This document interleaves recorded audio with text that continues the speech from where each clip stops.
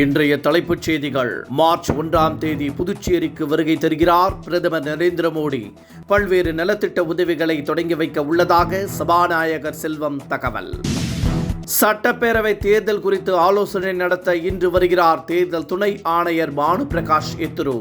மாநில தேர்தல் அதிகாரி அர்ச்சனா பட்நாயக் உள்ளிட்டோருடன் 2 நாட்கள் ஆலோசனை நடத்த உள்ளதாக தகவல். அமைச்சர் துரைமுருகன் உடல்நலக்குறைவு காரணமாக சென்னை அப்பல்லோ மருத்துவமனையில் அனுமதி. நேற்று இரவு மருத்துவமனைக்கு விரைந்து நேரில் உடல்நலம் குறித்து விசாரித்தார் முதலமைச்சர் மு.க.ஸ்டாலின். தேமுதிக எல்லாம் ஒரு கட்சியா என அமைச்சர் கண்ணப்பன் காட்டம். ஒரே நேரத்தில் 2 கட்சிகளுடன் பேச்சுவார்த்தை நடத்துவது எந்த விதத்தில் நியாயம் என்ற கேள்வியால் சலசலப்பு. தமிழகத்தில் களை கட்டும் காதலர் தினம். ரோஜா உள்ளிட்ட மலர்களின் விலை கடும் உயர்வு. காதலர் தினம், மின்னலே, உயிருள்ளவரை உஷா உள்ளிட்ட படங்கள் ரீ-ரிலீஸ். இனி விரிவான செய்திகள். பிரதமர் நரேந்திர மோடி மார்ச் மாதம் 1ஆம் தேதி புதுச்சேரிக்கு வர உள்ளார். பல்வேறு நலத்திட்ட உதவிகளை பிரதமர் மோடி தொடங்கி வைக்க உள்ளதாக சபாநாயகர் செல்வம் தெரிவித்துள்ளார். லாஸ்பேட்டையில் விமான நிலைய மைதானத்தில் நடைபெறும் பொதுக்கூட்டத்தில் பிரதமர் மோடி கலந்து கொள்ள உள்ளார். அந்த கூட்டத்தில் புதுச்சேரி முதலமைச்சர் ரங்கசாமி, தேசிய ஜனநாயக கூட்டணி கட்சி தலைவர்கள் உள்ளிட்டோர் பங்கேற்க உள்ளனர். புதுச்சேரியில் முதலமைச்சர் ரங்கசாமியின் என்ஆர் காங்கிரஸ் பாஜக கூட்டணி ஆட்சி நடைபெறுகிறது.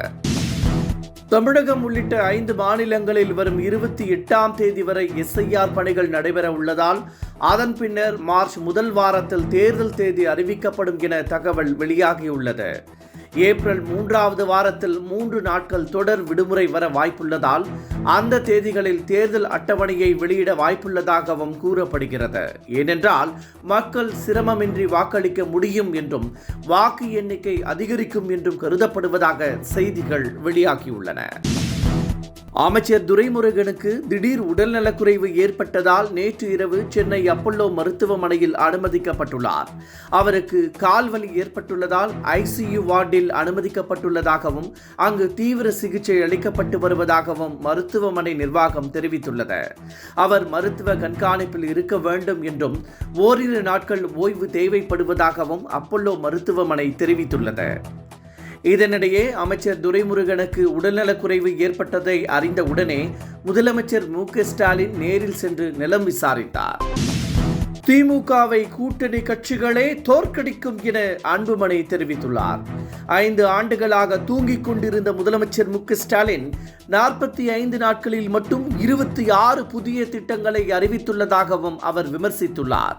திமுகவில் உள்ள கட்சிகளே முதலமைச்சர் மு.க.ஸ்டாலினை தோற்கடிக்கும் சூழல் உள்ளதாகவும் அன்புமணி குறிப்பிட்டுள்ளார். முன்னதாக பாமகவில் நிலவும் குழப்பத்திற்கும் திமுகவே காரணம் எனவும் அவர் குற்றம் சாட்டியிருந்தார். தேமுதிக எல்லாம் ஒரு கட்சியா என அமைச்சர் ராஜகண்ணப்பன் பேசியிருப்பது தமிழக தேர்தல் களத்தில் மீண்டும் சலசலப்பை ஏற்படுத்தியுள்ளது. விசுவாசம் என்றால் ஒரு பக்கம் மட்டுமே இருக்க வேண்டும் என்றும் அது திமுகவிடம் மட்டுமே இருக்கிறது என்றும் விசுவாசத்திற்கு பெயர் பெற்ற கட்சி திமுக தான் என்றும் அவர் கூறியுள்ளார். முன்னதாக காங்கிரஸ் கட்சியில் ஓரிருவர் இருந்து கொண்டு உயிரை வாங்குவதாக அமைச்சர் ராஜகண்ணப்பன் தெரிவித்திருந்த கருத்து காங்கிரசாரை கோபத்தில் ஆழ்த்தியிருந்தது குறிப்பிடத்தக்கது. தங்கம் விலையில் இன்று உயர்வு காணப்படுகிறது. சென்னையில் 1 சவரன் ஆபரண தங்கம் சவரனுக்கு 160 ரூபாய் உயர்ந்து 1,16,800 ரூபாய்க்கு விற்கப்படுகிறது. கிராமிற்கு 20 ரூபாய் உயர்ந்து 14,600 ரூபாய்க்கு விற்பனை செய்யப்படுகிறது. கடந்த மாதங்களில் தங்கத்தின் விலை மிக கடுமையாக உயர்ந்து புதிய உச்சத்தை எட்டியது. 1 சவரன் 1,35,000 ரூபாய்க்கு விற்பனையானது குறிப்பிடத்தக்கது. வரும் 14ஆம் தேதி காதலர் தினம் கொண்டாடப்பட உள்ள நிலையில் அதற்கான கொண்டாட்டங்கள் களை கட்டி வருகின்றன. குறிப்பாக ரோஜா பூக்களின் விலை கடுமையாக உயர்ந்துள்ளது. பல்வேறு நிகழ்ச்சிகளுக்கு ஏற்பாடுகள் செய்யப்பட்டு வருகிறது. இந்த நிலையில் காதலர் தினம், மின்னலே, உயிருள்ளவரை உஷா உள்ளிட்ட காதல் திரைப்படங்கள் ரீ-ரிலீஸ் செய்யப்பட உள்ளன. உணவு கொண்டு வந்த பெண்ணிடம் ஜாதி பற்றி கேட்டதாக வந்த புகாரை பட்டிமன்ற பேச்சாளர் ராஜா மறுத்துள்ளார். இதுகுறித்து அவர் வெளியிட்டுள்ள வீடியோவில் சமூக வலைத்தளங்களில் வெளியான தகவலில் உண்மை இல்லை என்றும் உண்மையை அறிந்து செய்திகளை வெளியிட வேண்டும் என்றும் அவர் கேட்டுக்கொண்டார். அவ்வளவு சின்ன புத்தி தனக்கு இல்லை என்றும் அவர் குறிப்பிட்டுள்ளார். முன்னதாக உணவு கொண்டு வந்த பெண்ணிடம் அதை வாங்கி சாப்பிட்டு விட்டு அந்த பெண்ணிடமே ஜாதி குறித்து ராஜா கேட்டதாக புகார் எழுந்த நிலையில் அவருக்கு கடும் கண்டனங்கள் தெரிவிக்கப்பட்டன.